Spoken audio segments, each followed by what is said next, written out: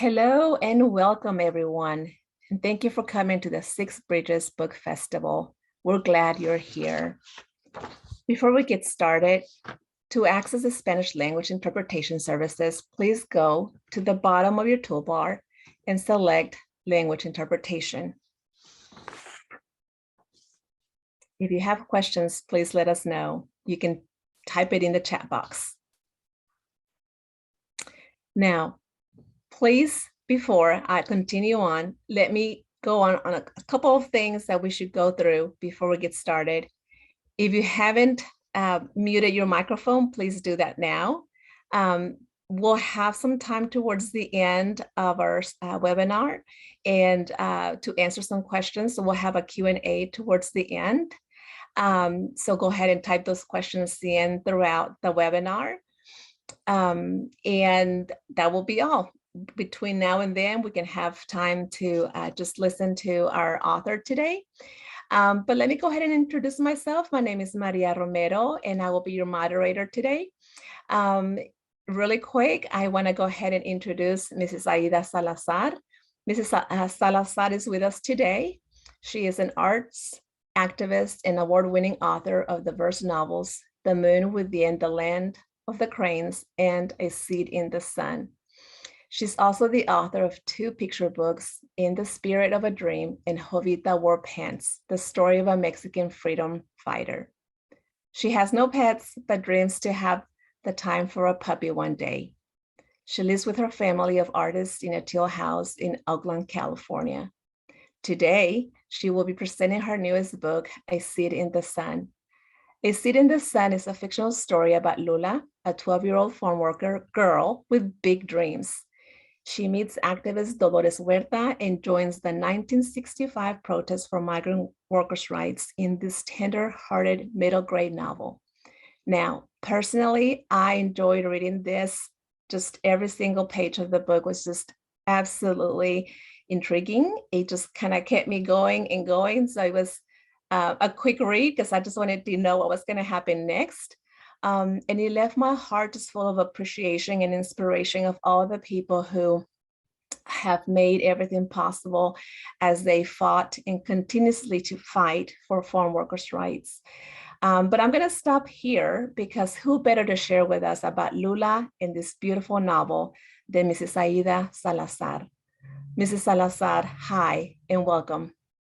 Hello, thank you so much, Maria, for the space. Thank you to the Six Bridges Festival, Book Festival, that has given me this opportunity to share with all of you about my newest book, A Seed in the Sun. So I have a little PowerPoint, if I can share. Just a second. Give me a second, and we're gonna get this started right here. All right. So see, as I'm so glad that you described The Seed in the Sun, because it's kind of a hard book to describe because there's a lot of things happening in the book. But before I go into it, I wanted to tell you a little bit about me and my history. This is me at about maybe 6 or 7 years old, and this is my family. I was born in Mexico. And I immigrated with my family when I was very young, maybe about 9 months to 10 months old. And I was raised in the United States along with my siblings. Half of us were undocumented for about 13, 14 years of my young life. And then because of the 2 babies on the lap, we were able to apply for citizenship or residency in the United States, and because of an amnesty law that existed in the 70s when this happened. So this is my family and me. Of all of our work, all of our lives together have informed everything that I write as an author. When I was in the 5th grade, I was given a book by my 5th grade teacher. It's called Where the Sidewalk Ends by Shel Silverstein. And it was such an illuminating moment for me, because it was a book of poems, and it was the first book I ever owned. And he also gave me a pen. And back then there were these really kind of heavy pens.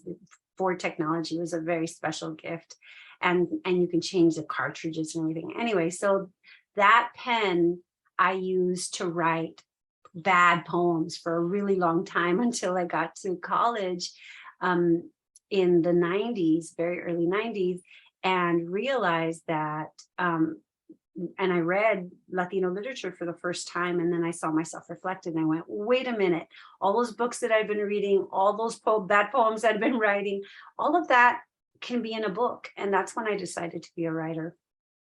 And so in many ways, I was practicing to be a writer, since I was in the 5th grade, with Mr. Clark's pen.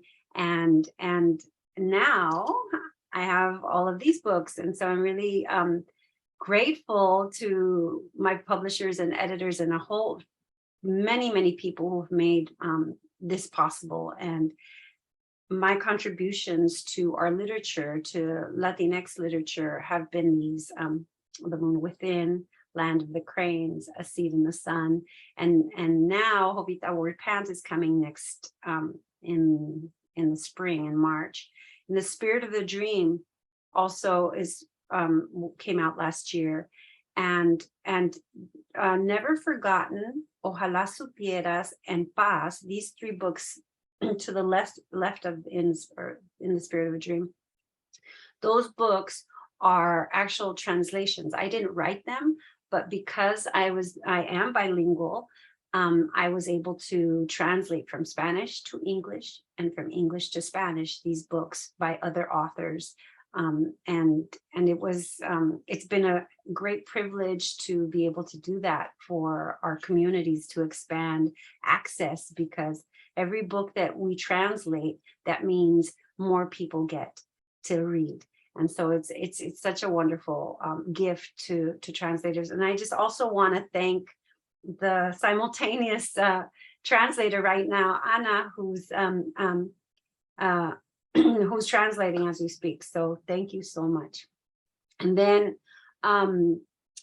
these other books on the over are like Living Beyond Borders, Allies, and This Is Our Rainbow, are all books of which I'm a part.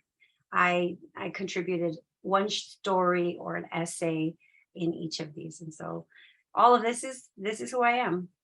But now let's talk about my newest book, the A Seed in the Sun. And this book came about because of a request. My editor, Nancy Mercado, reached out to us and asked.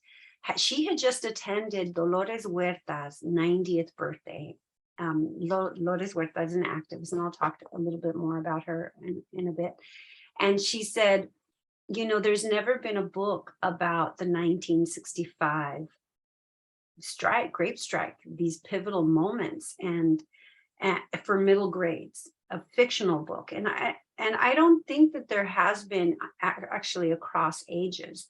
There are some really important books about farm workers that really shed incredible light on how difficult life is for farm workers, like The Grapes of Wrath, and like Elena Maria Villamontes, Under the Feet of Jesus. These books were incredible, but we still hadn't really had a books that had centered on this particular time. And so this is a historical fiction based on that time in history. And so, of course, Dolores Huerta plays a big role in the inspiration for this book. But of course, I knew that Dolores's story is not one that I could tell, but I knew that a child could be very influenced by her, as I have been influenced by her and inspired by her. And these are, if you just pay close attention to the picture on the right, because I took these photographs and and wrote scenes around some of these photographs. And you know, it's a historical fiction, so it's not something that actually happened necessarily, but it's kind of my interpretation of what happened. And so she's a real character in the book, but a lot of it is fictionalized, but very consistent with who she was. Right? And another big source of inspiration was El Teatro Campesino. As an artist with a huge community of musicians and actors and poets, I was very drawn by the work of El Teatro Campesino. In fact, you know, some of Luis Valdez, the founder of El Teatro Campesino's sons, were my friends. Quinan Valdez was especially my friend, and some other friends who grew up in San Juan Bautista and came to Los Angeles, where I lived as a young woman. They introduced me to a kind of a deeper understanding of El Teatro Campesino, and El Teatro Campesino was a tool of a theater that the Farm Worker Union used to help convince the people who were you know, breaking the strike, called scabs, that to convince them to come off of the fields and to join the strike.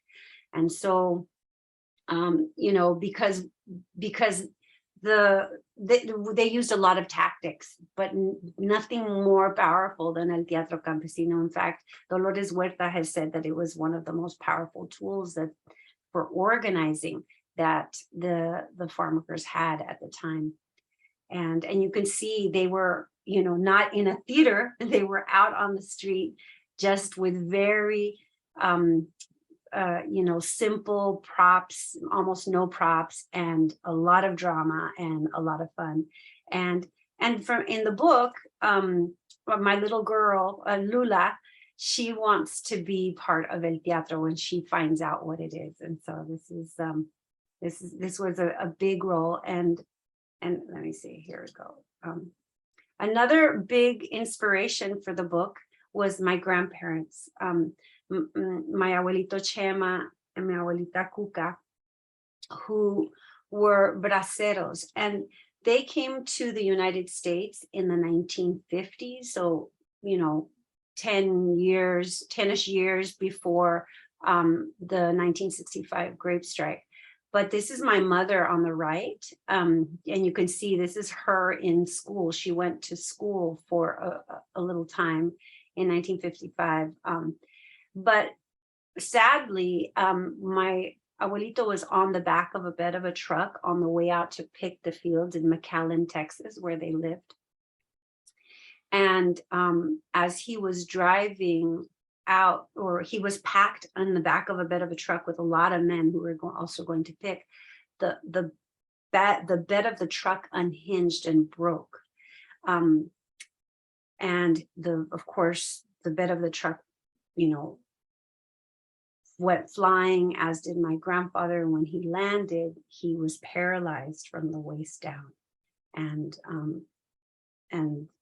you know, he spent about a year in the hospital in McAllen, where my mom was able to go to school.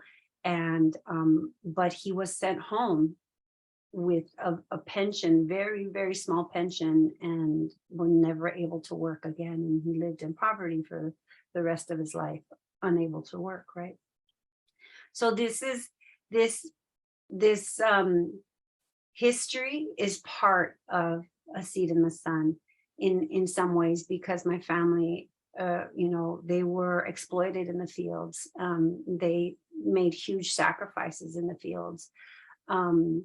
And you know, it's a tribute in many ways to them. And I use my mother as a source. She told me many, many stories about the time that they were farm workers in McAllen, because it was such a impactful time for her.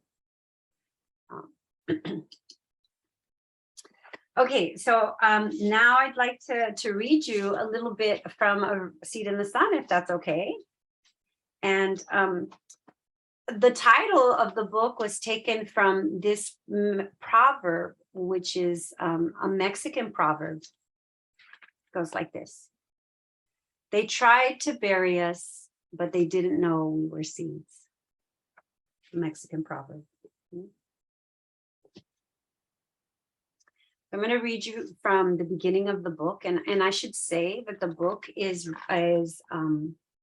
a book in verse, and so that means a story told in poetry. And you can see. Let me see if I can pull this up. No, it will not let me see. It will not let me show you. Oh, maybe here. There you go. Yeah, you could see that there are very few words on the page, and one of the things that I love to do is, excuse me, I love to play with a placement of the words, depending, depending on what's happening. If somebody is arching their back, then I'll make the words kind of arch. If they if it's a waterfall of words, they start pouring down, and I make them look like they're falling down. And in fact, I'll tell you also, before I start reading, I know I said I would start reading, I also did at one point, and I'm kind of going to give it away, but it's so much fun. When Dolores Huerta makes the speech, we worked out. Let me see if you can see this. You see the shape of the text here. It's like the farm worker eagle, right? So so these are fun things that you can do with poetry that you can't really do with prose, and I have a lot of fun with that. And okay, all right. So let me start with Remolino. Imperial Valley, California, March 1965. I sometimes think about how I lost my voice. I could have buried it in the earth, in the surco, the long row of dry dirt where we planted onion bulbs last spring, while the heat of a too hot California day fell on our arched backs like barrels of sun. It could have happened when Papa screamed for me to work faster, just as I was singing along to Mama's song, louder than Papa's angry words or the drone of planes spraying the fields overhead. It could have been taken by the roaring remolino that slammed into us like the storm of Papa's belt when we upset him, an out of nowhere tornado ripping through the fields. Maybe that's when the dirt-drenched air pulled my voice out of my breath and caught it in the spin of wild wind. What's left is a whispery rasp, an orange-yellow mist that comes and goes like clouds. My real voice is either somewhere in the tumble of dirt in the onion fields of the Imperial Valley, or was taken by the anger of the wind. One day, I pray it comes back. So that's when she's remembering what it was to lose her voice. You know, I'm going to, if you just give me a second, I'm going to silence my notifications. Sorry about that. Oh, how did that happen? Sorry, guys. Yep. There we go. Sorry. Sorry about that. It's kind of not letting me. All right, can you see that?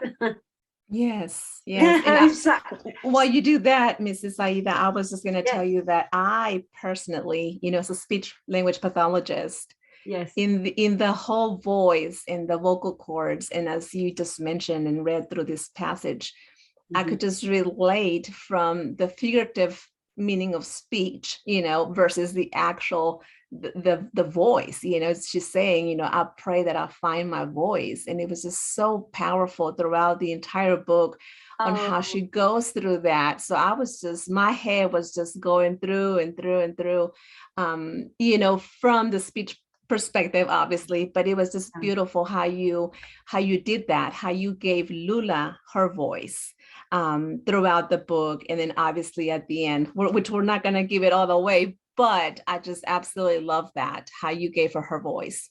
Thank you. Thank you. Well, I seem to have lost my my Google slideshow. I don't know where it went, but that's okay. It was almost done. Let me read to you a little bit ahead, if that's okay. I'm going to read to you a moment where, there's a lot of things that happen. Lula wants to be a ringmaster. Let's see, let me think. So she wants to be a ringmaster, and she and the strike has begun. She and her best friend Leonor, who's half Filipina, half Mexican, and whose uncle is Larry Itliang, one of the true founder of the Delano grape strike. He and the Filipino Americans union started the strike, and it was 2 weeks after the strike that Dolores Huerta and Cesar Chavez joined them. And so they were really responsible for this movement, and they were a powerful force throughout all of the organizing. And together they became the United Farm Workers of America.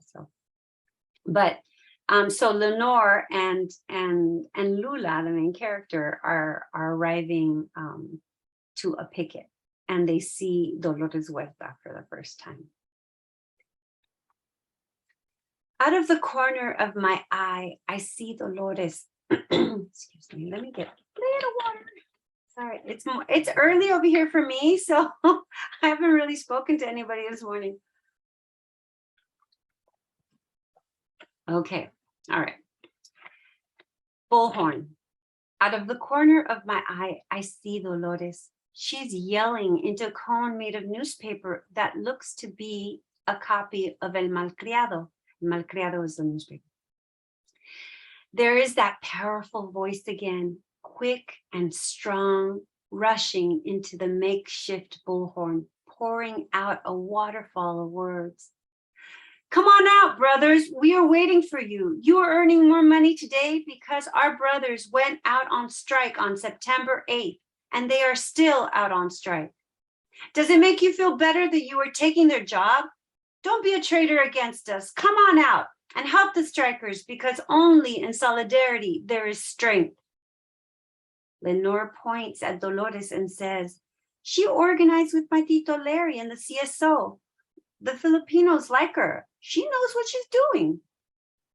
I don't understand what Lenore means by CSO, but it doesn't matter, because right now I only see Dolores. The workers move away from the road. Dolores stops suddenly. She grabs a sign and her newspaper bullhorn and climbs onto an old panel truck, her face pursed with determination. Someone yells, she's claiming La Perrera. I'm guessing that that's the nickname of an old truck. She's as quick to climb as she is speaking and continues right where she left off. Farm workers need bathrooms in the field. You need breaks and to be given water. The sun will dry you up like raisins if you don't drink. You need to feed your children. Do you want them to live in the misery they live in now? Do you want a better future for them? Some of the workers turn their heads to Dolores, much more visible now because she is high up on the truck, and they pause. The picketers watch her too. The cameraman that's there turns his camera to her slender figure, towering above us. She's like a ringmaster up on a stage, pulling us into the spell of her performance. Her voice booms. Farm workers deserve to share in the richness we help produce. Join us, brothers and sisters. Join us. She puts her makeshift bullhorn down and lifts her cardboard sign above her head. The sign is painted black with big white capital letters and reads, Huelga. She stares silently at the workers with a furrowed brow and beaming eyes that say as much as her words. She hushes us in that stance. We are all captivated by Dolores, who seems larger and mightier than the mountain beyond us. All I hear is the click and wind of the camera. Cheers break out suddenly. The workers drop their tools. They move out of the field and come towards a picket. The scab's stern faces bloom into smiles, welcomed by picketers who are holding cards and yelling, sign your pledge to strike here, over here, get your union card. Others are screaming and a chorus responds, que viva el campesino, que viva la huelga, que viva la causa, que viva. I count the workers again, 36, 41, 40, 53, 88. In this cloud of joy, I am overcome by a thought. Maybe I don't want to be a ringmaster after all, but an organizer as fierce as Dolores. So I'll stop there and we can go into questions. So I was reading along, and earlier on you had shared the images, in particularly the one that had the sign Huelga. And yes. You had mentioned how you incorporated such images into the text. And so as soon as you mentioned that, I was like, oh, I remember that from that page, which is on this particular reading. And I love how you, on this particular reading, how you gave Lula the opportunity to connect with her inner self and say, that's the ringmaster I want to be. She looked at Dolores, and here comes this fierce, independent woman who has a powerful voice, which is what Lula had, obviously, and that's what she wanted to also have. And I think that was the clicker for her. I think that she knew she had found who she wanted to be. And from then on forward, she becomes part of, I guess, the movement. And along with her friend, obviously, because she kind of pulled her in. But then, later on, she goes in and becomes part of the teatro, and she starts going into also the organizational meetings and things that take place. So I think that's where it all kind of starts off into the story. But I just absolutely loved it, because I think oftentimes through life, we go knowing who we are, but then we inspire to be someone else. And then when we see them, it's that's perhaps who I want to be like, or, achieve to be someone like that. And so that was just where I think for me, it went on for her. She had found who she was, and like there was no stopping. She was moving forward in the family perspective as a child, and then obviously now as a organizer, throughout the movement. So again, I personally, tapped, like, I don't know if you can see it, but I was just tabbing, because I was like, I have so much to share. And, I could semi-relate because we grew up in a farm. So, as she's narrating her story of the sun and the heat, the dryness of my throat, okay, I've been there, okay. And so, and again, it's a speech path also, just the anatomy perspective. I could just kind of envision all of it throughout. So the way you wrote this book, it wasn't just the words. I love the imagery that you put behind it. I could just vision through all the different chapters, well, not chapters, but the poems, because you mentioned that. And it just took me right in. It took me right in, and I just skimmed the pages because I couldn't stop. Like, I just wanted to know what was going to happen next. And then, you get to the middle, and then you're like, oh, here we go. and then it goes off and it just ends beautifully.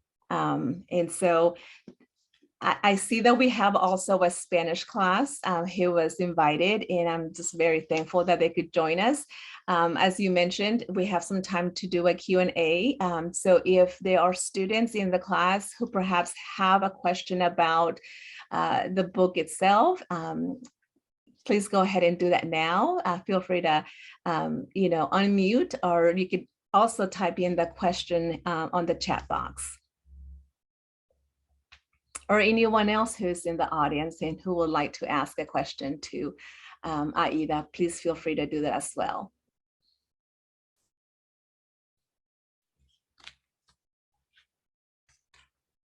Let's see.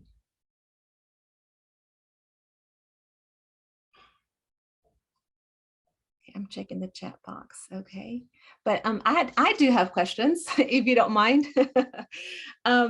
Have you had the chance to meet Dolores Huerta in person and just chat in regards to her life, the movement? And I always wondered, as you were writing the book, if that was something that also was part of you writing the book. No, actually, I hadn't. I tried really hard. So the book was written during the pandemic. And so everybody was on lockdown. Of course. And really the only people who were out were the essential workers, the farm workers. They were out there. And so, but I couldn't really even interview them because of the pandemic. But I am going to be able to be in conversation with Dolores Huerta in next month. And so I'm really looking forward to that. It's going to be an online event. And so, yeah, it's coming. But, I had a lot of people who were not experts, but who were well-versed in her life to interview and whatnot. But actually, the majority of what I of the information that I got was through online research. And so at the end, I'll share a QR code that will send you to my website that has all of the resources that I used to pull together the book.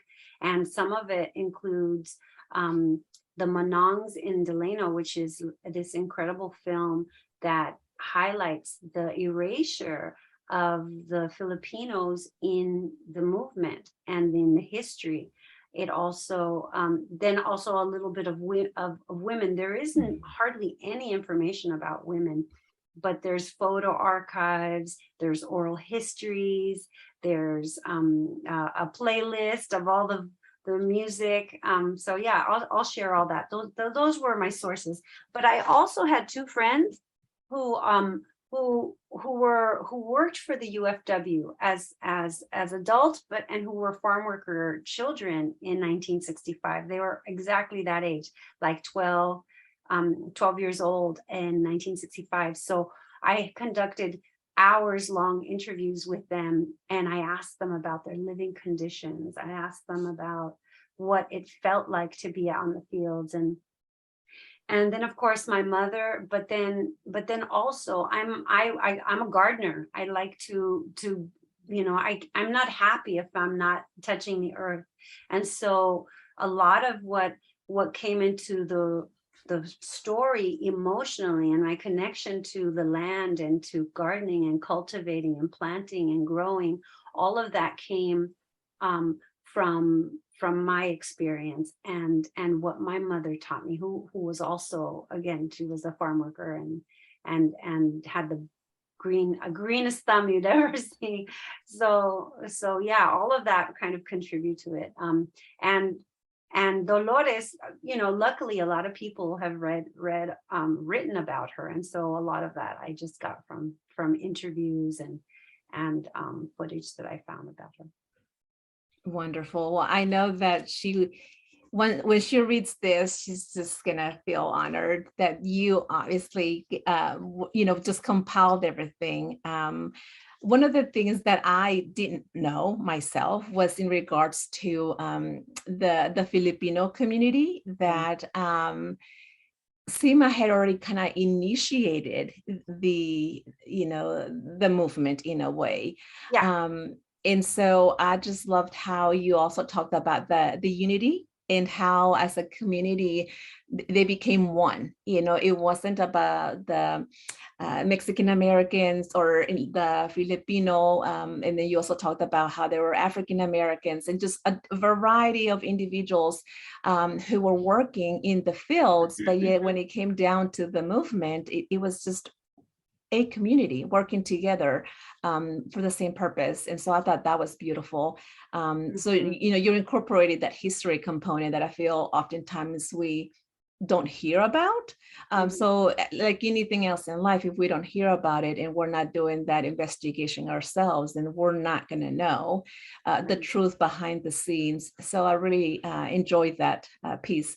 I was actually reading and my husband was sitting next to me and I was like, wait, did you know? And so he was like, oh, here we go again. But it was just it was a truthful, factual part of information that I had just this aha moment that I also didn't know. And I found it helpful too that you put all the resources here in regards to, for anyone who wants to continue on and investigate, those history points so they can do that. So thank you for doing that. Let me share real quick. Here I'll share. Can you see my yes screen? All right. So yeah. So this is on my website. If you go into perfect under books, and there's a resources link, and of course where to buy the book. But there's gonna be a teacher's guide coming next week. So unfortunately, was not ready quite yet. But there's a playlist that takes you to Spotify. There's with it, there's other books, other nonfiction books. This is perfect. Films and videos, archives, social media accounts to follow, activist websites, oral history. So this is all on my website, aidasalazar.com. This is a must-have in all classrooms, I might say. It's just, how do you not have this saved on your, webpage? So this is something definitely that I'm gonna, push through the schools. But I see that we have a question from the teacher, Miss Elvira, who is the Spanish teacher at Lisa Academy. She says, what do you think the societal impact of the book will have? So I guess, what impact will this book have in society?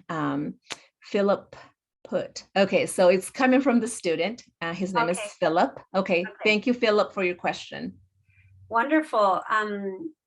What impact will this book have on society? Well, because as I was mentioning, we hadn't had in middle grade fiction a book that dealt with this time period. So, my idea is that, or my hope is that the book is an opening, just the beginning. There's only so much that I could have put in the book, right? And it's only one story to tell. The story begins 2 weeks after the Filipinos started the strike and ends the moment that they go on the march to Sacramento. So there's only so much that I could tell. And what happens on the march to Sacramento, and what happens after that when the farm workers become a union and they start the greatest product boycott in history, the grape boycott, right? There's a lot of stuff to do. So I hope that the book is an opening, but also that it's a tool. I want people, and young people especially, to understand that that's history, but it's still happening today.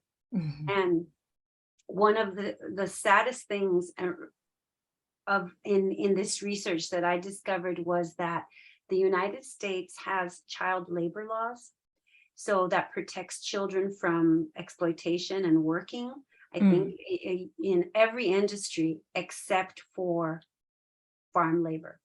So children are not allowed to work under the age of 13, I believe, is when you can get your first worker's permit. In all of the industries, you name it, they're not allowed to work. But in farm work, they don't exist. So children are still exploited, and many work alongside their parents in the fields, who are also exploited. And women in particular are subjected to sometimes more exploitation because they're women, and there's a lot of harm that comes to women and in the fields. So those two things, I hope that that people understand, the readers go, wait a minute, okay, that was history, but this is still happening today. And so it's an opening, and I hope that all of the students across the country can read the book and be inspired by their activism, and then also know that they have a voice even when they think they don't. So that's the hope that I have for the book. Thank you. And I couldn't agree with you more than that. I feel that just also bringing awareness, as you mentioned, I feel like we see oftentimes things on social media now that perhaps before we didn't know it was happening. So I think that we are seeing more of the reality in all areas and settings. So I think just having the awareness of how perhaps, how does my strawberry get to my table in the morning when I have breakfast? When I have that banana pancake, and start thinking and putting it all together. And after that, like you mentioned, I do have a voice, and how can I also be proactive within my school, within my community, and how do I support that? And there's means of doing that. We can use our social media platforms, or there's the march. If there's something going on in that community, just getting ourselves out there and getting involved. So absolutely, I think that I wish I had this book when I was in middle school. I think it would have given my life a different path in regards to just being more proactive. And oftentimes I think as Latinos, we don't voice our voice as much as we should. And so I think that's also something that I saw in this book, as I mentioned before, just being able to give Lula the awareness of her voice, and then using her voice. And oftentimes it wasn't her screaming or yelling or, saying si se puede. It was more of her actions and her work in the organizing behind the scenes in the teatro that she was doing. So there's different ways that, one can be proactive in doing things like that. So absolutely. I just want to say that I, again, love your book. We are homeschooling my twins. I kind of gave them the first grade version of the book. So I'm looking forward to do this book with them as next year and the years to come.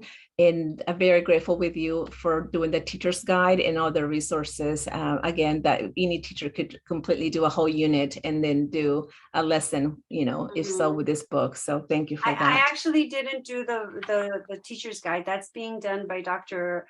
Carla España and Dr. Luz Yadira Herrera. So those okay. professors are doing the teacher's guide, and I'm so grateful because they're brilliant. Wonderful. Well, I look forward to looking into it and doing a whole lesson, a whole unit. I'm trying to see if I have any more questions. I don't see any more. Yeah. Okay. Is there anything else that you would like to share with us before we let you go? Because I know we definitely appreciate your time, and your time is precious to us. But well, I mean, there's a lot that we were not able to cover, but the importance of young people reading is so critical right now. There's a lot of things that are competing with books, right? But the more books that you read, the more that you um, learn and dig deep and use the internet, use your phones for for for good, right? So to Yes. grow your mind, to grow your brains, to expand as a person and contribute to society. Those are the ways that books can help us. And so this festival is amazing. The Six Bridges Book Festival, and brings so many authors together, and Arkansas is richer for it, and the entire reading community is richer for it. So thank you so much for having me. And if you don't mind, I'd like to close off with your letter, as you mentioned towards the end, because I think it goes with what you just said, that you talk about how you want us to remember that which is planted when the right conditions of teaching and love will grow. And I think that just kind of goes with what you were, just saying, that once we know what we need, I think that's where we're going to grow and move forward. And it was just beautifully concluded at the end. So thank you so much for your time. We look forward in hearing from your new book coming in the spring. I'll be following you on Instagram just to see about that published new book coming up. Aida, thank you so much for your time, and thank you everyone who came in and had a minute to listen to this beautiful summary. We do have one more comment here from Elvira, the teacher. Your story, meaning behind it's beautiful. Thank you so much for the books. Okay, Spanish to advanced class, Lisa Academy High School Hello, from Little Rock. Spanish to Advanced Academy and Lisa Academy, West Lisa High School. Academy, yes, in Little Rock. Thank you. Adelante. Sí se puede. Right? I love that. I love that. Thank you everyone who attended today's webinar. Thank you to our sponsors. I hope you guys have an amazing day.